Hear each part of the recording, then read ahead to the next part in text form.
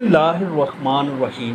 حضور صلی اللہ علیہ وآلہ وسلم کی کثرت ازواج مطہرات رضی اللہ عنہن پر اعتراضات کے جوابات۔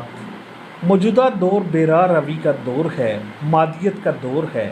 ہر طرف اسلام مخالف سازشیں جاری ہیں۔ عالم یہودیت اسلام اور مسلمانوں کو صفحہ ہستی سے مٹانے کے در پہ ہے۔ وہ ہر لمحہ سازشوں میں مصروف ہے کہ کس طرح مسلمانوں کا مقام ان سے چھین لیا جائے اور مسلمانوں کے ایمان و اعتقاد کو متزلزل کیا جائے، تاکہ مسلمان فقط نام کے مسلمان رہ جائیں۔